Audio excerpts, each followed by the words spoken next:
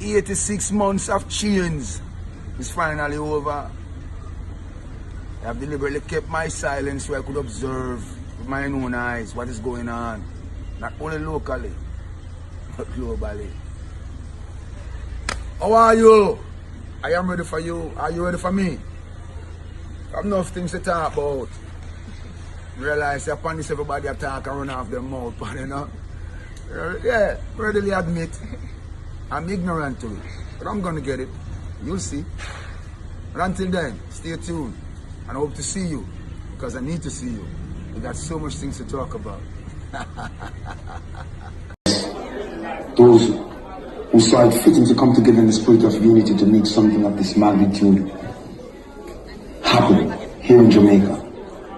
I want to thank those in the media, the print media, radio, television, for their love and their support over the years, and especially at this time.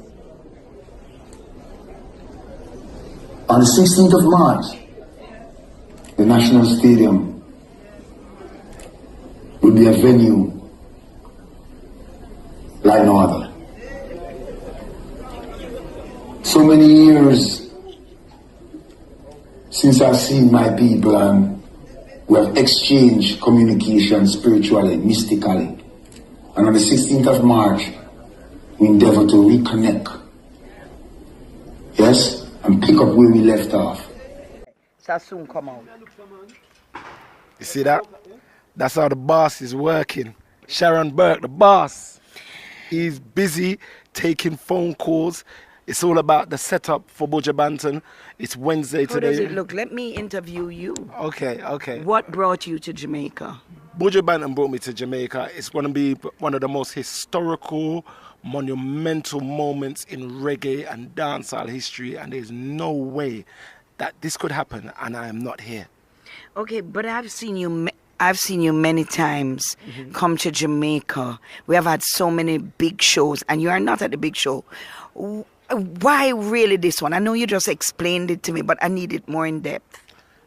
Buju Banton is an artist that I've grown up with from leaving school and as a young selector, and then to see his growth as an artist from the dancehall Buju to the more Rasta-orientated, social aware Buju Banton, and just to know what he's contributed to the music over the years, and to know what I'm contributing to the music right now. For me, this is like my era of Bob Marley's Peace concert.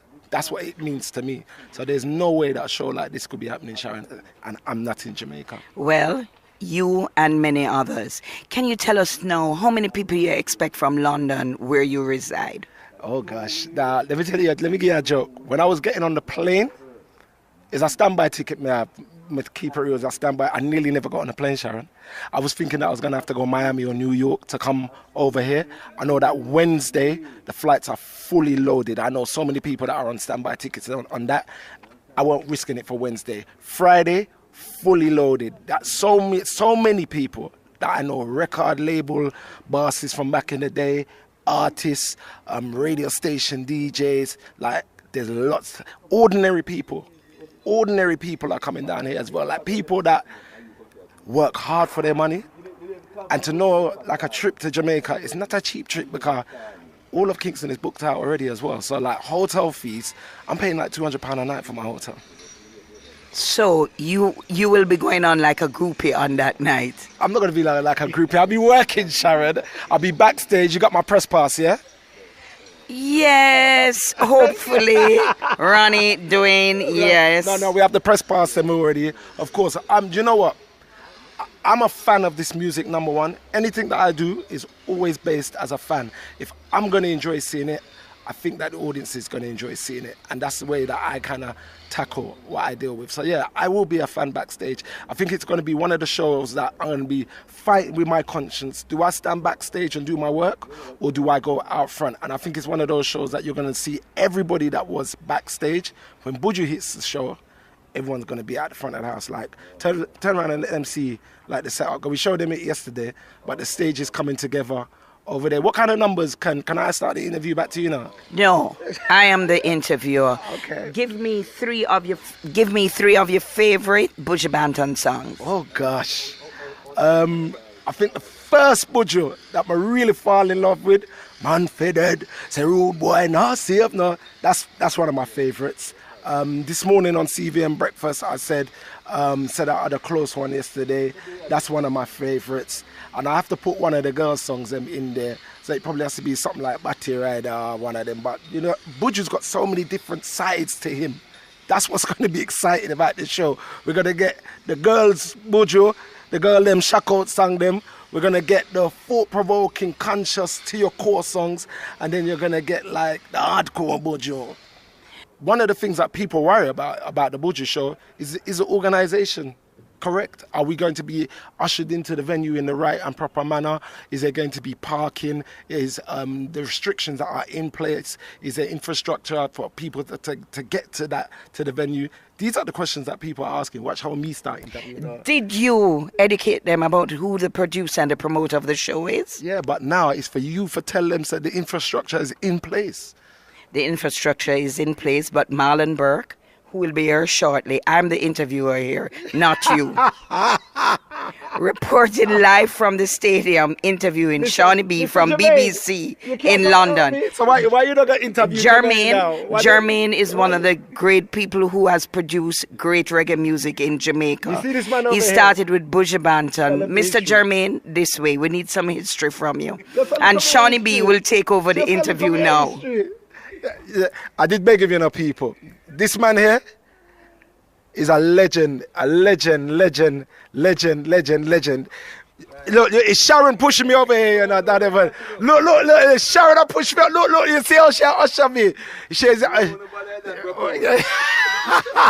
you discovered, and your label was one of the first labels, if not the first label that I saw Buju Banton name on. Mention Kid album, legendary album. How did you discover Buju? I never discovered Buju, you know. Buju discovered me. Seriously? He came to Penn's house. I didn't go and look for him. He came to Penn's house. Because your studio was a hot studio at the time. Yeah. It was still hot, man. Not at the time. At the time, not a nice word. Right. It was still hot, see me.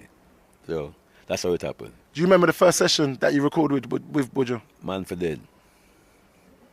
And that actually never came out on Penthouse. That came out on Rude Boy Kelly. And I can tell you why it came out on Rude Boy Kelly. Because you never wanted that kind of sound on your label at the time, that gangster, dark sound. That's right. That's right. That's right. And that was a birth, and that was the home place of Dave Kelly, legendary producer as well. That's why it came out on Dave's Rude Boy Kelly label. Yes, that's right. Yes, definitely. You know, you have these shit, so you ask me, you have these, you have all the answers.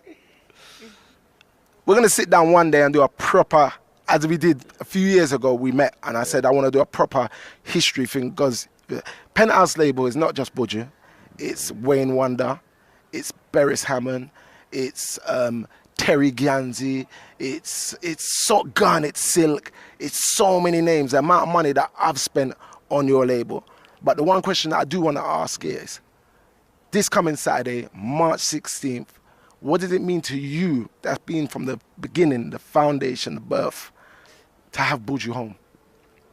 The outpouring of love from the people. That's what to me was the most critical thing.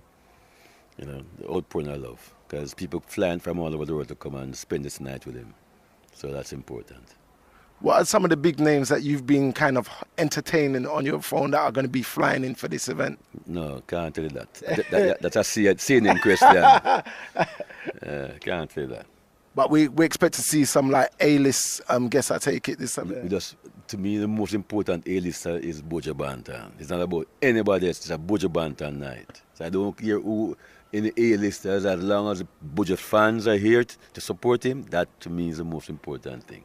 And what's the one song that you're going to look forward to hearing in the National Stadium in the middle of Kingston? All the songs. Donovan Jermaine, he's a closed book, but one day we're going to open up that book and get the history. But work has to commence, because it is Buju Banton this coming Saturday, March 16th, Kingston, Jamaica, National Stadium, the Long Walk to freedom, it's going to be an epic moment.